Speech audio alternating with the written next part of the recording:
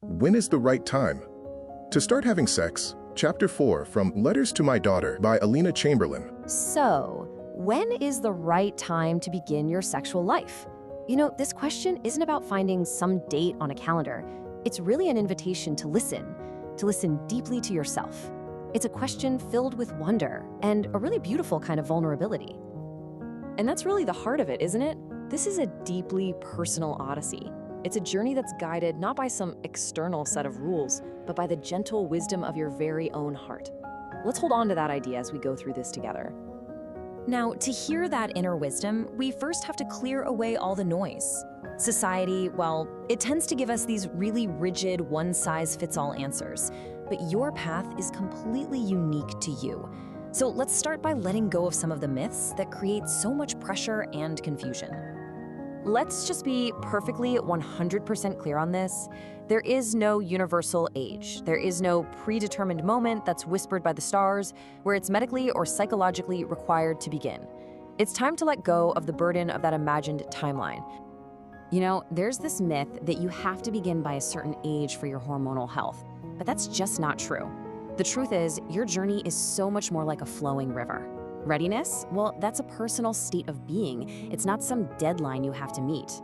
Okay, so while there's no single correct time, there is a profound truth that can guide us, and it's this. There are times when beginning really isn't advisable. This isn't about judgment at all. It's about honoring and protecting your whole self, your body, your mind, and your spirit. For young women, especially between the ages of 14 and 16, the body and the spirit are in this truly delicate stage of blossoming. This period just naturally carries a heightened physical and emotional vulnerability, and it's so important to acknowledge that with care and compassion. From a physical perspective, starting early is linked with a greater vulnerability to certain health challenges. Things like HPV and other infections, which, if they go unaddressed, could lead to complications down the road. This is simply about being gentle with a body that is still in development.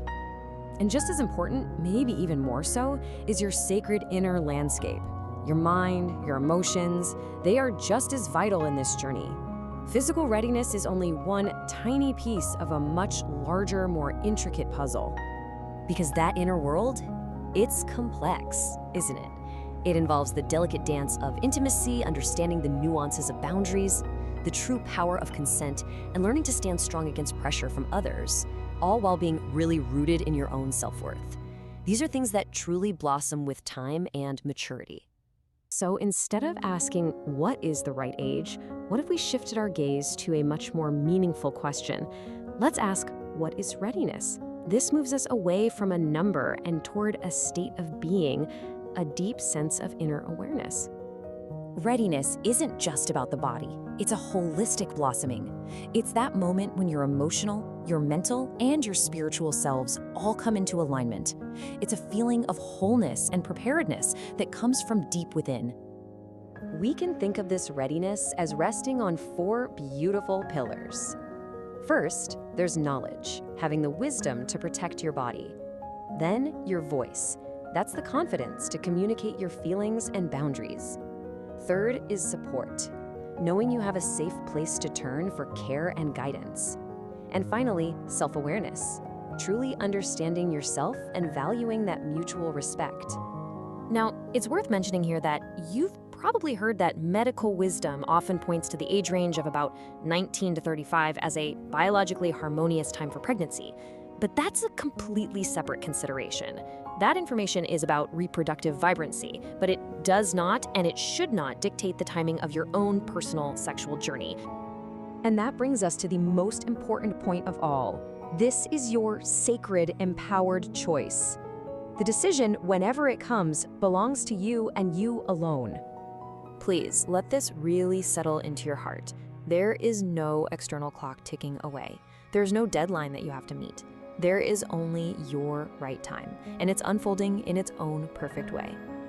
Ultimately, this decision should be a conscious, informed one. It should be born not from pressure or what you think you should do, but from a place of deep self-respect, profound inner awareness, and true emotional maturity. It is an act of self-love. And so, I will leave you with this final, gentle question to carry with you. Just take a breath, turn inward, and ask yourself, What does my inner wisdom tell me about my own readiness? Listen quietly for the answer. I think you'll find it's there,